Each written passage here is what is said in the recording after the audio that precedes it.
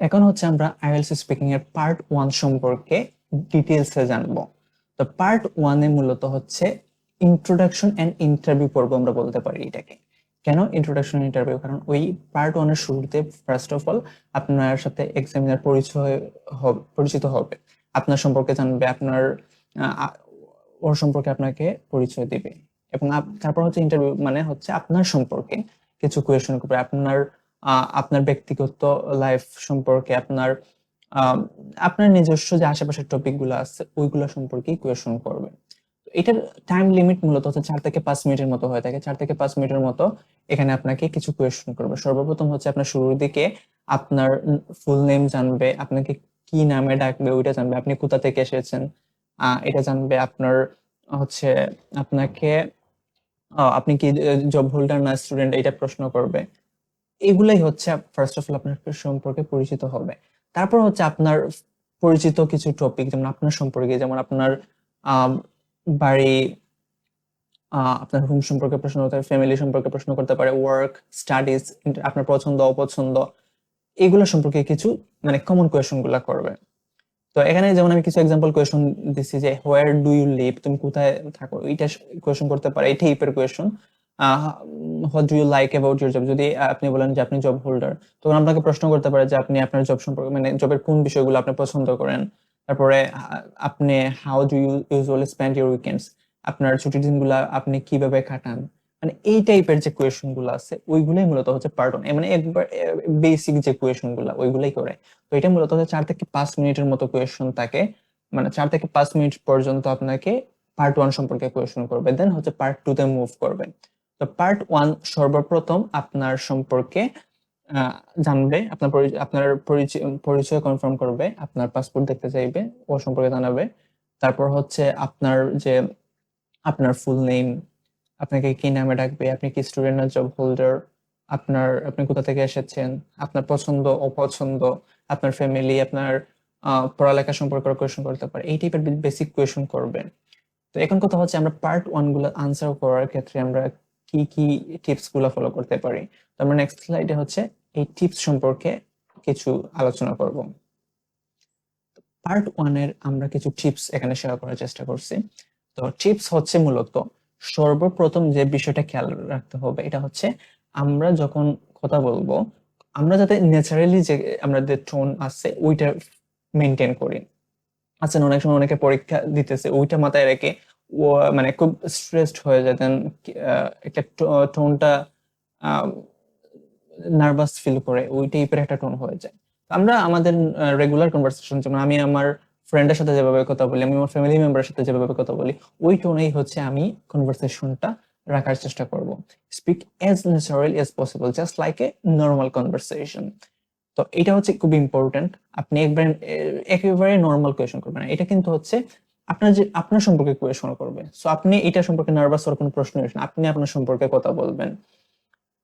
আরেকটা বিষয় হচ্ছে যে আপনি একটা কোয়েশ্চেন করলে ওইটা কিন্তু আপনি জাস্ট ইয়েস অর নো দিয়ে আপনি আনসারটা দিতে পারেন নরমালি।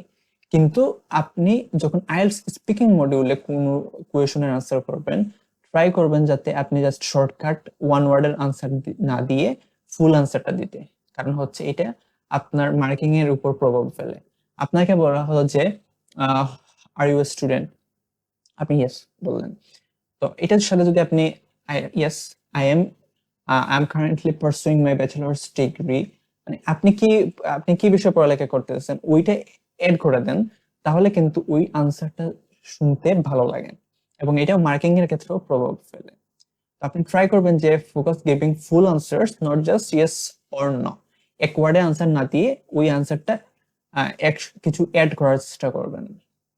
তারপর হচ্ছে যে if you make a mistake while speaking don't hesitate to correct yourself. এটা ইম্পর্টেন্ট। আমরা অনেক সময় আমাদের কথা বলার সময় ভুল হতেই পারে, স্বাভাবিক। সো এটা যদি কোনো মিস্টেক হয়ে থাকে, এখানে কোনো মানে নার্ভাস ফিল করার কিছু নাই। আপনি ভুল হয়ে গেছে, এখন আপনি তো এটা কারেক্ট করতে পারবেন না, মানে হচ্ছে আপনি বেঁকে গিয়ে আবার শুদ্ধ করে কথা বলতে পারবেন না। আপনাকে কি করতে হবে, মিস্টেক হয়ে গেছে, ওকে ইটস ফাইন, আপনি এটাকে কারেক্ট করে দেন, কন্টিনিউ করতে হবে। বাট আপনি যদি মিস্টেক হয়ে গেছে এটা ফিল করে নার্ভাস হয়ে যান এবং কথা বলা থেমে থেমে যান, দেন ইটস এ প্রবলেম। সো আপনি ট্রাই করবেন, যদি কোনো মিস্টেক হয়েও যায় আপনি এইটা ডিরেক্ট মানে না থেমে, না নার্ভাস ফিল করে ওইটাকে কারেক্ট করে দেন কন্টিনিউ করুন। So it's okay, no problem. তারপর হচ্ছে ভোকাবুলারি। আপনি ভোকাবুলারি ইউজ করার ক্ষেত্রে ট্রাই করবেন যে অনেক একটা ওয়ার্ড বারবার রিপিট না করে ওই ওয়ার্ডটাকে আমরা প্যারাফ্রেজ করে অনেক যে সিনোনিম গুলো আছে যেগুলো আনকমন ওয়ার্ডস ওইগুলা ইউজ করার ক্ষেত্রে আমরা ওইগুলো ইউজ করার চেষ্টা করব। কারণ হচ্ছে আমাদের ভোকাবুলারি, আমরা একটু আগে স্কোরিং ক্রাইটেরিয়াতে দেখছি যে লেক্সিক্যাল রিসোর্স একটা হচ্ছে মার্কিং ক্রাইটেরিয়া। তো আমরা যত বেশি ওয়ার্ডটার আমরা একটু আনকমন ওয়ার্ড ইউজ করতে পারবো, একটু বিভিন্ন বিভিন্ন ধরনের ওয়ার্ড ইউজ করতে পারবো, তো আমাদের জন্য মার্কিং এর ক্ষেত্রে ভালো হবে। আরেকটা বিষয় হচ্ছে মেমোরাইজড আনসার, মানে মুখস্থ আনসার। অনেকেই কি করে যে আনসার গুলো মুখস্থ করে ফেলে। এটা কিন্তু খুব একটা রং ডিসিশন। কারণ হচ্ছে আপনি যদি কোনো আনসার মুখস্থ করে যান, ওইটা যখন আপনি বলবেন, এটা কিন্তু এক্সামিনার তারা হচ্ছে অনেক বছরের এক্সপিরিয়েন্সড। তো তাদের এটা তাদের এই এক্সপিরিয়েন্সটা আছে কোন আনসারটা হচ্ছে অর্গানিক আর কোন আনসারটা হচ্ছে মুখস্থ, এটা তারা বুঝে ফেলে। So, আপনার কোনো আনসার যদি তাদের মনে হয় যে আপনি মুখস্থ করে বলছেন, এটা কিন্তু আপনার জন্য একটা নেগেটিভ ইম্প্যাক্ট ফেলবে। সো আপনি কখনো কোনো আনসার মুখস্থ করবেন না।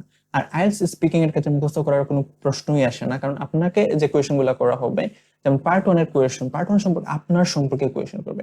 সো আপনার সম্পর্কে কোয়েশ্চেন আপনি কি মুখস্থ কোনো আনসার দেবেন? এটা তো আপনার নিজের সম্পর্কে জানার কথা। তো এখানে মুখস্থ করার কোনো প্রশ্নই আসে না। আপনি এইগুলা অ্যাভয়েড করবেন। It's normal to feel nervous but try to stay calm. মানে আমরা আমাদের হিউম্যান আমাদের যে একটা ন্যাচারাল অভ্যাস আছে, আমরা যে কোনো কোনো এক্সাম কন্ডিশনে গেলে আমরা নার্ভাস হয়ে যাই, এটা স্বাভাবিক, এটা যে কারো ক্ষেত্রে হতে পারে। বাট ট্রাই টু স্টে কাম। আপনি যদি নার্ভাস হয়ে যান তাহলে কিন্তু আপনার যে আহ, পরীক্ষা দেওয়ার যে এবিলিটিটা আছে ওইটা, তারপর হচ্ছে আপনি নার্ভাস হয়ে গেলে আপনি অনেক সময় আপনি যে বিষয়টা পারেন ওই বিষয়টাও কিন্তু ভুলে যাবেন, বা ওই বিষয়টা বলতে গেলে আপনি অগোছালো ভাবে বলে ফেলবেন বা কোনো ধরনের ভুল করে ফেলবেন। এইটা যাতে না হয়, দ্যাটস ওয়াই আপনি চেষ্টা করবেন যতটুকু সম্ভব ততটুকু শান্ত থাকার জন্য, খাম থাকার জন্য। তাহলে কি হয়, আপনার জন্য নার্ভাস থাকলেও আপনাকে কোয়েশনে আনসার করতে আপনার কোনো ধরনের প্রবলেম হবে না। যখন আপনি মনে করবেন যে আপনি নার্ভাস ফিল করতেছেন, তখন আপনি ট্রাই করবেন take a deep breath and কি কোয়েশন গুলা করতেছে ওইগুলা ভালোভাবে শোনার জন্য। আগে কোয়েশনটা ভালো করে শুনবেন, দেন আনসার করবেন। আপনি যদি কোয়েশন ভালোভাবে না বুঝেন, আপনি যদি আনসার করে শুরু করে দেন, দেন হচ্ছে আপনার ভুল হবে, আনসার ভুল হওয়ার সম্ভাবনা বেশি। আপনি হয়তো বা কোয়েশন রিলেটেড আনসারটা দিবেন না, দেন এটা আপনার নেগেটিভ মার্কিং পড়বে। যদি আপনি কোনো কোয়েশন না বুঝেন তাহলে অবশ্যই আপনি এক্সামিনারকে বলবেন কোয়েশনটা রিপিট করার জন্য। It's okay, it's not a big deal, এটা কোনো প্রবলেম হবে না। আপনি হয়তো মনে করতে পারেন যে আপনি প্রশ্ন বুঝেন না, ওনাকে যদি আবার জিজ্ঞেস করা হয় এটা কি নেগেটিভ কোনো মার্কিং করবে, যে না, এটা হচ্ছে আপনি যদি কোনো কোয়েশন না বুঝেন এটা আপনি রিপিট বলবেন যে could you please repeat the question please. তো এটা ইটস ওকে। আপনি প্রশ্ন করবেন, প্রশ্নটা আগে ভালোভাবে বুঝবেন, না হলে কিন্তু আপনি আনসার করতে পারবেন না প্রপারলি। আরেকটা বিষয় হচ্ছে যদি আপনি কোনো কোয়েশন করা হয়, তো কোয়েশনের ক্ষেত্রে যদি কোনো ওয়ার্ড মনে করেন যে আপনি ওয়ার্ডটাই জানেন না, তখন আপনি এইটাও প্রশ্ন করতে পারেন যে could you please paraphrase the question please. মানে ওই কোয়েশনটাকে আপনি প্যারাফ্রেজ করে বলতে পারেন, তাহলে কি করবে এক্সামিনার আপনাকে ওই ওয়ার্ডটা চেঞ্জ করে অন্য ওয়ার্ডে সেম কোয়েশনটা করবে, তাহলে আপনার জন্য ইজি হবে। এটা খেয়াল রাখবেন।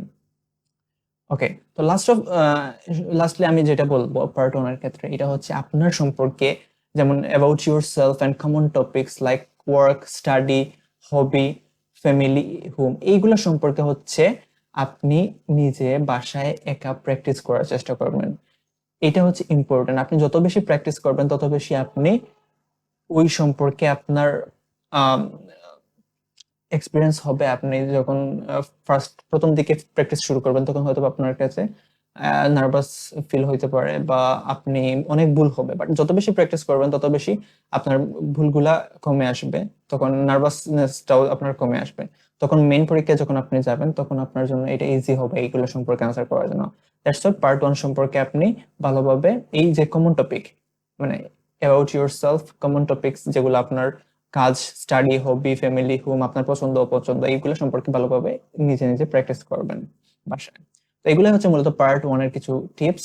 যেগুলা হচ্ছে আপনার পার্ট ওয়ানের ভালো স্কোর করার জন্য হেল্পফুল হতে পারে। তো এইগুলা ট্রাই করবেন ফলো করার জন্য।